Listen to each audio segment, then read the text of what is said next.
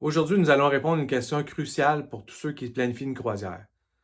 Est-ce que nous devons choisir une chambre intérieure ou extérieure? Si vous vous êtes déjà posé cette question, restez avec nous. On va passer en revue 5 questions qu'il faut se poser avant de faire notre choix.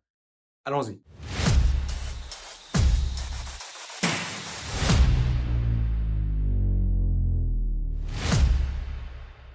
Première question à vous poser, quel est votre budget?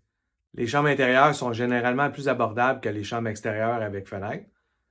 Donc, si vous possédez un budget très limité et vous voulez mettre votre argent ailleurs, exemple des excursions, des restaurants spécialités ou même le forfait de boisson, ben, une chambre intérieure est sûrement meilleure. Mais si vous êtes prêt à investir un petit peu plus, une chambre extérieure pourrait être idéale pour vous.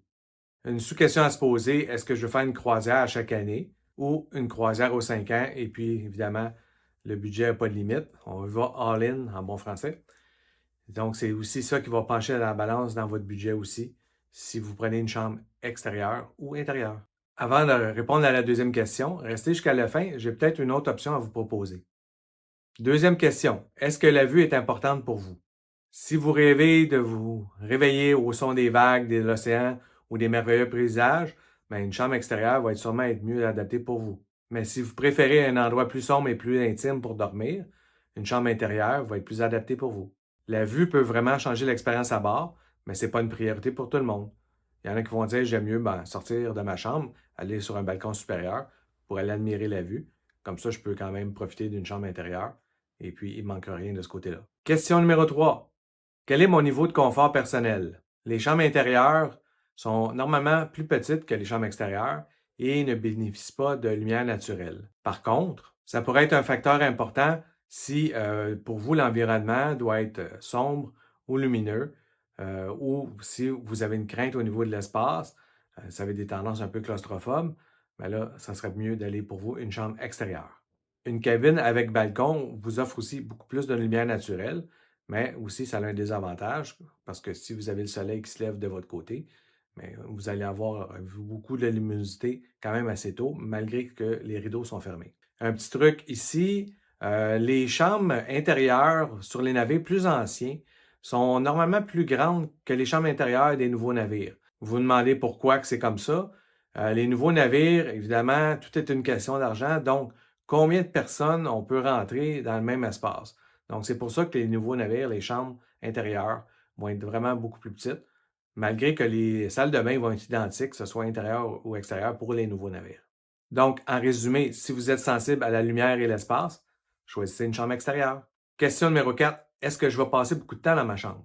Si vous passez beaucoup de temps à bord du navire et puis vous avez besoin de vous reposer en venant d'une excursion ou faire une petite sieste l'après-midi, peut-être une chambre extérieure serait peut-être mieux pour vous. Par contre, si vous êtes dans une croisière, que vous avez des arrêts à chaque jour et puis vous n'êtes jamais sur le navire ou vous profitez jamais de l'intérieur de votre chambre, bien, la question est facile à répondre. Allez-y pour une chambre intérieure. Mais encore là, allez voir les autres questions avant pour débattre c'est quoi qui serait mieux pour vous. Avant de passer à la question numéro 5, je vous invite, si ce n'est pas déjà fait, à télécharger la liste de vérification avant croisière, qui a le lien ci-dessous. Vous avez juste à cliquer sur ce lien-là, entrez votre adresse courriel et puis vous allez pouvoir télécharger la liste de 3 pages qui est en français. Je vous invite aussi à m'écrire le mot fait dans les commentaires, comme ça je vais pouvoir savoir qui en a profité. Merci à l'avance. Question numéro 5. Quelles vont être les conditions météo pendant votre croisière? Si vous partez d'une région chaude et ensoleillée, une cabine extérieure pourrait être mieux adaptée pour vous, pour pouvoir évidemment profiter de la belle température. Par contre, si vous partez d'une zone froide et nuageuse, vous préfériez peut-être profiter de l'intimité d'une chambre intérieure. Cela aussi dépend des saisons et des endroits que vous allez visiter. Par exemple, si vous partez de New York, évidemment, les premières journées restent d'être plus froides, puis après ça, pour atterrir dans les Caraïbes, c'est un entre les deux. Donc, je vous ramène à la question 1, ça va dépendre de votre budget. De l'autre côté, si vous allez au froid en Alaska en plein été, les paysages, évidemment, les plus beaux, vous allez pouvoir en découvrir sur votre balcon. Vous n'arrêtez pas souvent, mais les gens en Alaska préfèrent les chambres extérieures. C'est d'ailleurs les premières chambres qui partent. Donc, si vous voulez aller en Alaska et avoir une chambre extérieure avec un balcon, réservez tôt, parce que sinon, vous risquez de ne pas en trouver. En bonus, au début, je vous ai dit qu'il y a peut-être une autre option qui s'offre à vous. c'est les chambres intérieures avec hublot ou même un balcon pour la classe Oasis de Royal Caribbean. Ça, c'est une autre option qui est, pour niveau budget, qui peut se situer entre les deux. Vous avez le meilleur des deux mondes. Côté espace, les chambres sont plus grandes que les chambres simplement intérieures. Vous avez souvent un divan, un sofa, un fauteuil, appelez-le comme vous voulez, que vous n'aurez pas dans une chambre ou presque jamais dans une chambre intérieure seulement. Et puis, le coût va être beaucoup moins grand qu'une chambre avec un balcon. Vous allez quand même pouvoir avoir une certaine luminosité que vous n'auriez pas dans une chambre carrément qui est juste intérieure.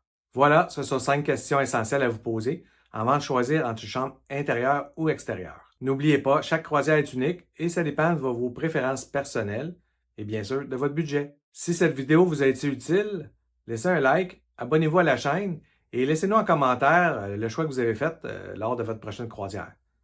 Je vous remercie et puis je vous invite aussi à regarder la prochaine vidéo qui est ici, qui fait partie de la liste de lecture des astuces croisières. À la prochaine!